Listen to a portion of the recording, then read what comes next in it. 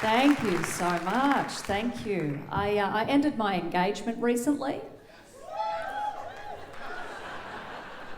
Thanks for your support. We're still together, he's just been demoted.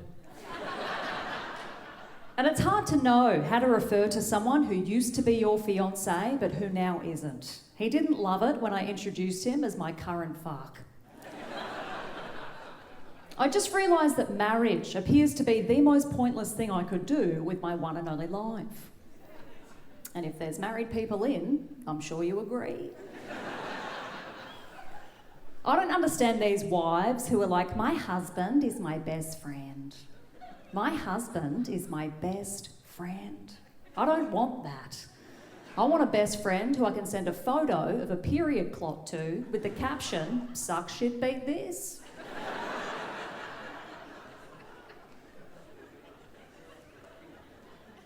P.S. Can I borrow your NutriBullet? I want to make guac.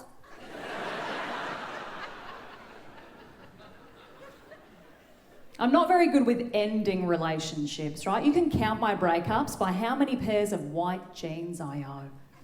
Because when my heart is broken, I like to channel Kath Day Night. Shopping after a breakup is never a good idea. There should be worldwide legislation in place that states you are not allowed within 100 yards of a Zara until you stop using the phrase, I respect his choice, but he'll regret it. After a particularly bad breakup in my 20s, I shaved my head. And societally, we only associate shorn-headed women with illness or insanity. I was like, yeah, I just love how it feels. People were like, ew, it's more awkward than when we thought you had cancer. A shaved head didn't suit me though. I asked for the G.I. Jane, I got the Lord Voldemort. I realised I wasn't the marrying kind when I Googled how to have a feminist wedding. And Google was like, chic pantsuits to rock while legally binding yourself to a straight man for all eternity. When we were filling in the wedding registration paperwork, I had to write down what my father does. Then had to pay $90 for new forms after I wrote, play golf and have affairs.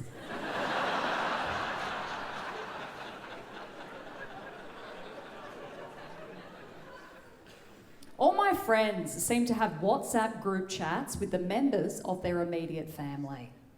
I don't understand this. Why are you still talking to your family?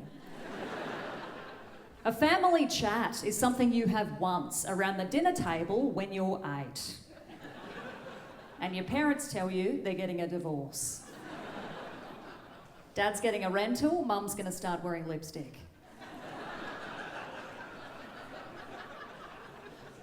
That's the sound of people who grew up in happy homes. One Christmas, how quaint. I think we've solved the mystery of Brodie's cancelled wedding.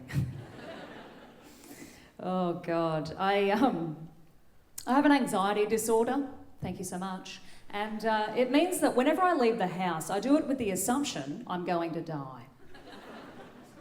Hitting you with the relatable stuff, okay.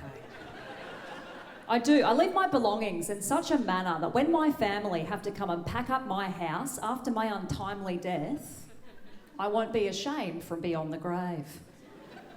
My greatest fear, alongside getting gastro on a one-night stand, is my blood relatives excavating the inner sanctum of sacred vulgarity that is my adult bedroom.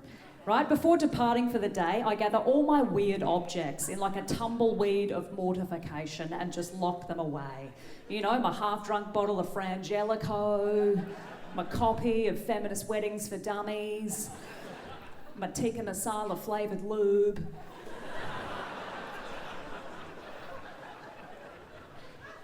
Judging. I just don't want my family finding all my sordid belongings after I die. I don't want my dad to be carrying my casket out of the church as Wind Beneath My Wings plays, knowing I was up to dilator number 3 of my anal training kit.